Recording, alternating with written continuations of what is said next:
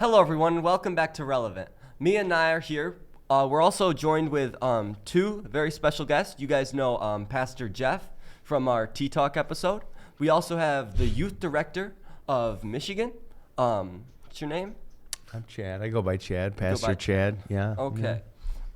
Pastor Chad, coming up in a couple of, like a month or two, we have this identity faith tour. Can you talk to us a little bit about that? I think we're absolutely. Super excited about it. Coming up in March, our faith identity trip. It's just simply we've been scheduling trips every year to really help young and old to go back to the roots of like where do we come from as Christians, where do we come as specifically as Adventists, as we move throughout history.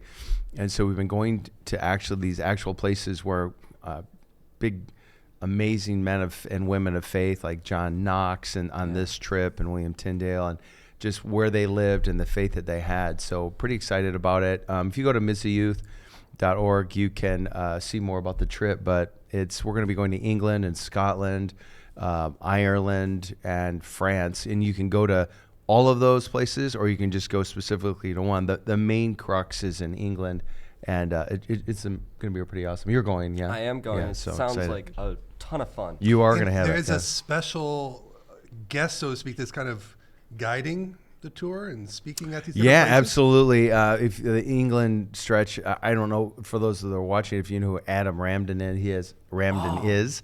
He created the Lineage series that's Lineage on Journey? YouTube. Oh, that's him? Lineage, yeah, that's him. Yeah. So he's our guide. We've been talking back and forth across the pond, and I'm excited to spend some time with him. Yeah, well, thanks for sharing. It's going to be a lot of fun. Yeah. So I'm going to dive a little bit into our conversation here on our topic. So me and my friend were having a conversation a couple of weeks ago, and we've been talking about this topic of being unoffendable and what that means. And we had some questions.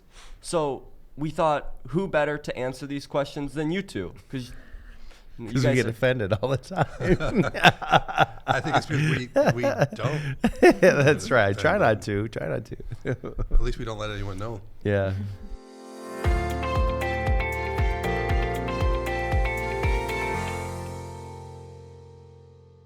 So can you guys give us a little, what is unoffendable to you guys? Go ahead. Well, so that is a very interesting topic. I actually read a book recently by a guy by the name of Brant Hansen, and it's actually the name of the book was Unoffendable, which has been helpful to me. But he throws down this idea that challenged me, and that was that as Christians, he goes crazy. He goes, it's a sin to be offended. Really? Wow. Yeah, and I thought, yeah, dude, I stole your. I mean, that's pretty aggressive. But he's like, no, you shouldn't be offended because that anger and everything that drives you is it's not your job. It's God's job to be offended. And then he breaks down why it's okay for God to be offended and you're not. So anyway, it challenged me to well, what does that look like? And so unoffendable to me is not that someone can't do something wrong or that wrongs don't need to be made right, but I'm not going to lose my Christianity over it, lose my cool over it, and get angry and do things that are unchristian to fight that. Yeah. When I think about taking offense to something or being unoffendable, to me it has to do with taking things personally. Mm-hmm. And most of the time, people aren't even really thinking about us when they do things. Yeah. Whether it's passing us in a plane or a train or a student in the hallway. It's got nothing to do with me and everything to do with them. Right. And if they try and make it about me or I make it about me, that's my own selfishness. That's my own arrogance. That's that part of me that needs to die, right? Yeah. That needs to be crucified with Christ so that he can live in me. And we take an awful lot of things personally, or we make an awful lot of things about us that really have nothing to do with us. Interesting. True. Yeah. So I see a lot of like this in the world of like someone will tweet something or someone will say something and everyone just gets so riled up and mad about that. So you're saying basically that shouldn't affect us. Like we shouldn't get upset when people say these things? Give me an example. So, like, let's say someone says something and a political view, let's say. Sure. And all of a sudden, everyone is now mad and everyone's fighting in the comments. Oh, yeah. For example, like maybe wearing a red hat that says "Make America Great Again." Yes. That has been known to offend some and to encourage others, right? Yeah. Yeah. So for me, I have a choice to make. Do I want to get offended over that, and do I want to engage in those types of arguments? For me, my experience has been, and I've only done it a couple of times. I learned rather quickly. Social media debates. I've never ever saw it end with the two people going, "Oh, it's resolved now. We're happy." Yeah. It's just chirp, chirp, chirp, chirp. I call them like keyboard crusaders. They just sit there and just, and they're not seeing anybody. They don't know any of these other people, and there just seems to be all this attack. I don't see any fruit of it. So I don't. It's one thing to be offended and to proclaim your offense. It's another thing to actually fix something. And so if I want to fix something, if in my mind, like I want to resolve something, that's a radically different goal than I want to be heard. Yeah. If you want to be heard, then you can do that on social media. But if you're actually trying to resolve something, certain environments that like social media, it's almost unresolvable to enter into that debate. And so for me, it's a colossal waste of my time to get into those arguments. Yeah. Can I just say though, like, I'm so annoyed and so tired of like going on, let's say Instagram, right? And I'm just looking at fun little videos, right? They're like, little jokes and stuff. And then somehow there will always be an argument in the comments. Yeah. When it's just like a little, at least to me, I think it's harmless. Like there's nothing, like it's a video of a puppy, and then somehow someone will find like a background character at the corner of the video, and they'll say, "Oh, this is not acceptable." Who's wearing, let's say, that MAGA hat, and all of a sudden it becomes political, where it's just a video of a puppy. When I think about people who are offended or they act offended, typically what they're saying is, I'm offended, what you did offended me, and so now I have an excuse to be offensive. Yeah. Yeah, right. So I like how you said that. Someone's un-Christ-like behavior is not permission for me to now be un-Christ-like. Right. So can you point out where there's a misstep or a problem? We need to do that. And we need to be able to I need to be able to say, Pastor Chad, I had a problem with what you said. Mm-hmm. And he doesn't get to be offended by that. He could choose to do that, but it's not personal. It's something that happened, and we take what happened and we move forward.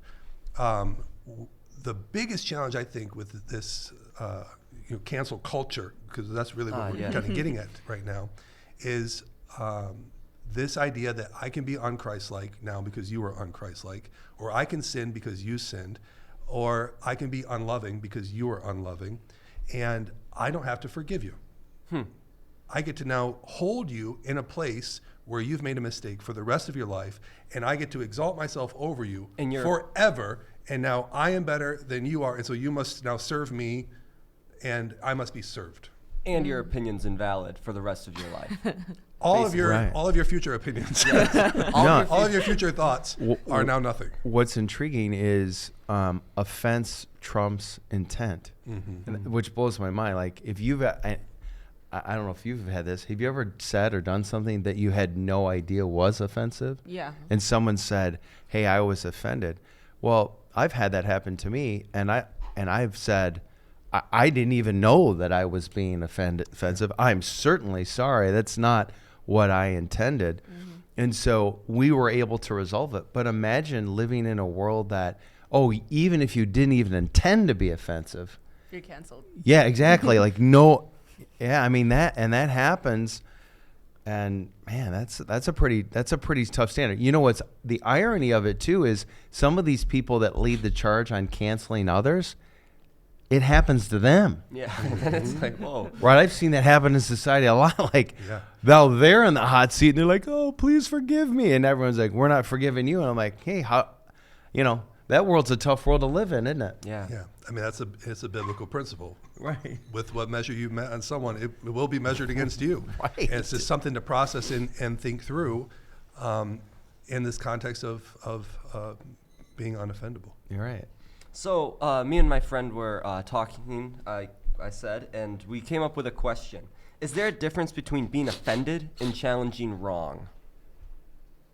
Yeah, I think so. So for it, let's go just to the Bible. Do you remember when David rolls up on to the battle and he hears what Goliath is doing, right? Yeah. And he's like, you're, and so he distinguishes this. He goes, you're offending God, right? He's like, you're messing with God, and that isn't okay. Yeah. Right?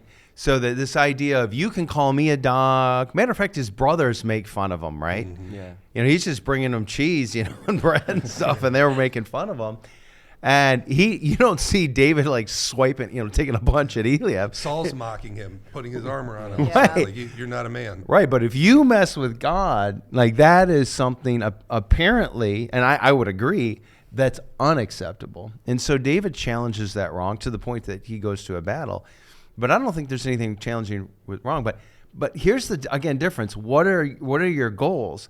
Like for instance, if someone says something offensive to you, getting in a battle of words isn't necessarily going to solve anything. But quietly doing something, acting to fix the problem is radically different. Like I can be silent and battle wrong instead of getting into arguments. Yeah, that's interesting. But just real quick, because there is a big difference between being offended and challenging things that are wrong. Okay. As soon as you're offended, it's you, Ah. right?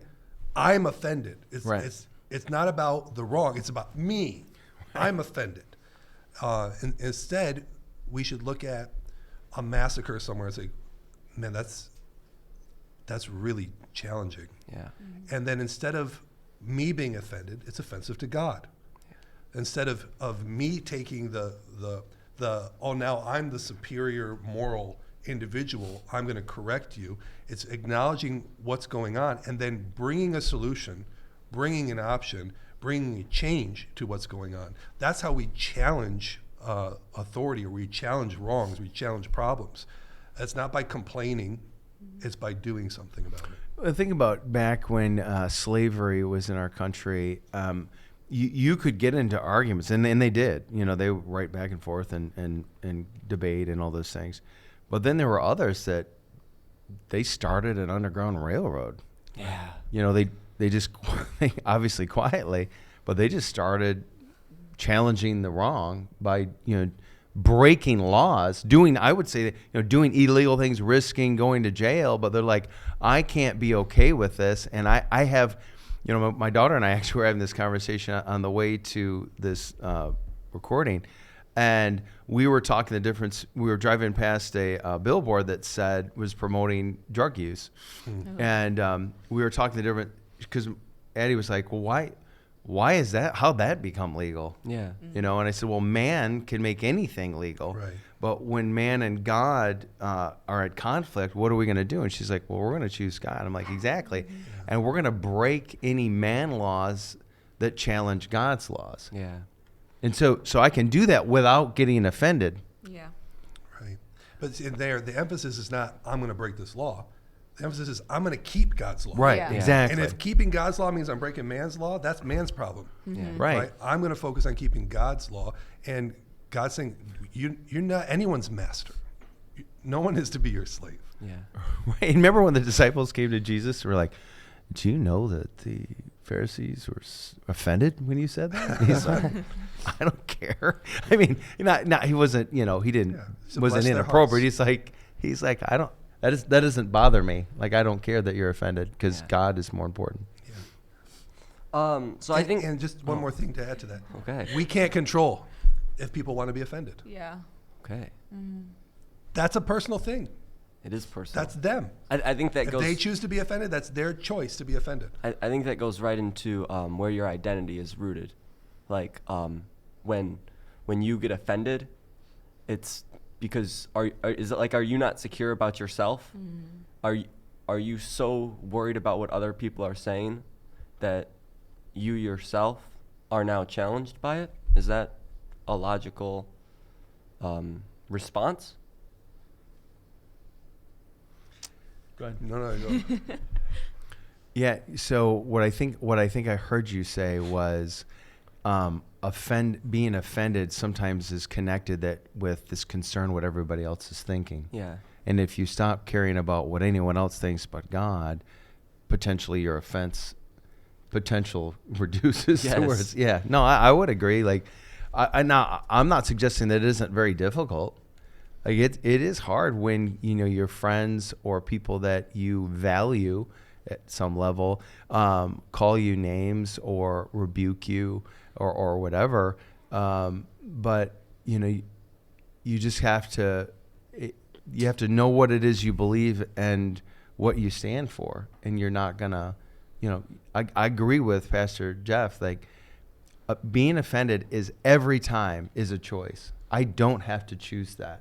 Now, I don't think you can fight feelings. Like when confrontation happens, you can't fight the onrush of feelings that hits you right away, but you have a very short amount of time where you can go, I'm choosing not to be offended. Yeah.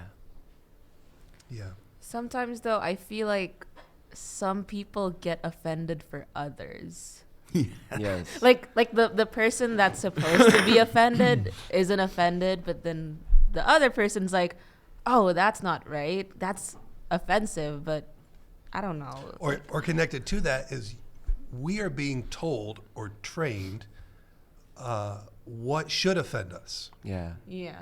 So social media tells you what should offend you, even if you're like, that's not personal to me. I Yeah. don't feel offended by that. But now suddenly, given my gender or my nationality or my faith or however, now because I identify with this group, I must be offended by this. Or sometimes you don't even identify with that group, but But other people identify you with it? no, like I don't know, just I do think there's a difference between standing up for someone who can't fight, or someone else standing up for someone who, for instance, if we're in a room together and I start saying things that's offensive to your friends, standing up for your friends, I don't think there's anything wrong for that. However, if you're offended for someone who isn't even offended, you know what I mean? Yeah. Like someone, if Trey were to say, I don't like beards, and you're like, I'm offended, I have friends, and we're like, we're not offended. Like, Trey's been trying to grow a beard for yeah, many years yeah. now. I have actually. So I do think there's a delineation, like for instance, to people that get offended for people who aren't even offended, like I question that.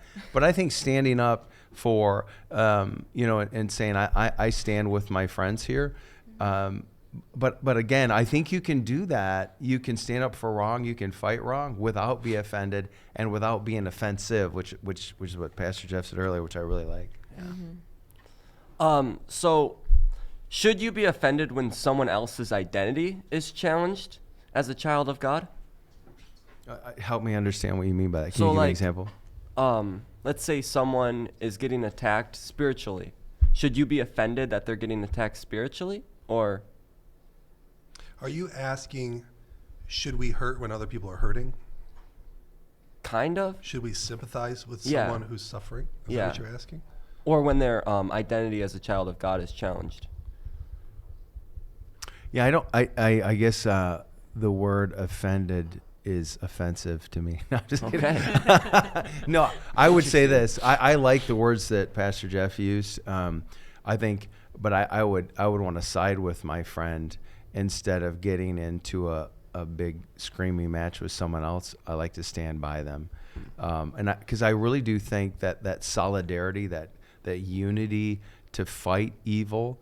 And often in silence, some of the greatest movements, you see Jesus not saying anything all the time.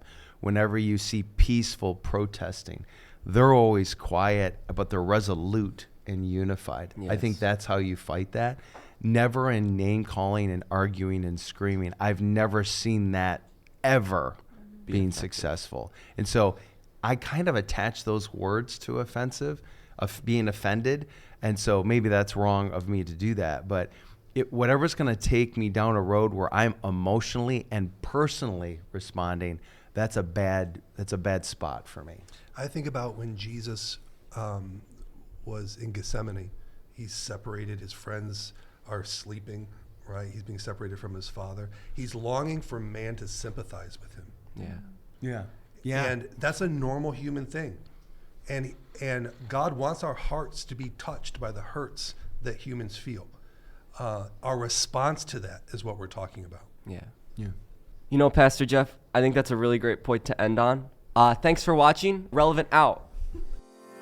Episode 9, Unoffendable, was hosted by Trey Slickers and co-hosted by Naya Mamarimbi. This week, our guests were Pastor Chad Bernard and Jeff Ackenberger. Today's show was produced by Alexander Winkler and recorded in Cedar Lake, Michigan on the campus of Great Lakes Adventist Academy. Thanks for listening. See you next week.